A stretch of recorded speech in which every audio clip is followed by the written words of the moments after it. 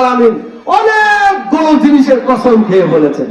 والشمس وضحاها والقمر إذا تلاها والنهار إذا جلاها والليل إذا يغشاها والسماء وما بناها والأرض وما طحاها ونفس وما سواها فألهمها فجورها وتقواها قد أفلح من زكاها وقد خاب من دساها।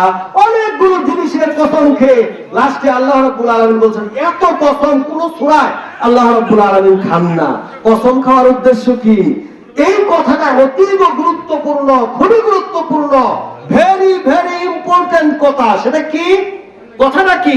আল্লামাহা ফুজুরাহা ওয়া তাকওয়াহা। আল্লাহ রাব্বুল আলামিন ভালো করার ইচ্ছাটা এটা আল্লাহ রাব্বুল আলামিন দিয়েছেন, খারাপ কাজ করার ইচ্ছাও আপনাকে দিয়েছেন, স্বাধীনতা দিয়েছেন। আপনি ভালো কাজ করলে জান্নাত পাবেন, মন্দ কাজ করলে জাহান্নামে যাবেন। এই অনুভূতিটুকু আপনাকে আমাকে দেয়া হয়েছে।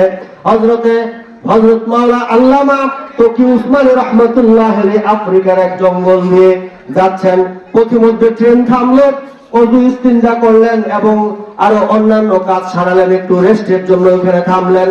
উনি দেখলেন একটা গাছ, একটা সুন্দর গাছের পাতা, কি সুন্দর।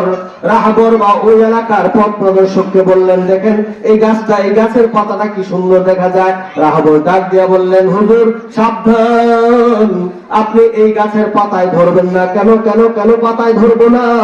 এই গাছের পাতা বিষাক্ত। এই গাছের পাতায় যদি আপনি হাত রাখেন আপনার সমস্ত শরীর বিষাক্ত হয়ে যাবে। আল্লাহর কি কারিশমা শুনেন, এই গাছের পাশে আরেকটা গাছ আল্লাহ রাব্বুল আলামিন অত্যাবশ্যক করে দিয়েছেন। এই গাছটা যেখানে জন্মাবে সাথে সাথে পাশে আরেকটা গাছ জন্মাবে। এই গাছের পাতায় যদি আপনি হাত রাখেন আপনার সারা শরীর বিষাক্ত হয়ে যাবে।